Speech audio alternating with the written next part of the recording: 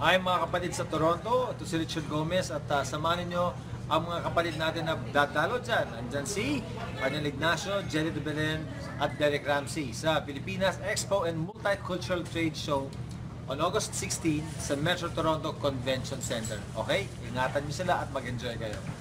Celebrate your Pinoy roots as the Canada Chamber of Commerce, the Philippine Chamber of Commerce Toronto, and Access Media Concept and Event Management present the Filipinas Expo and Multicultural Trade Show.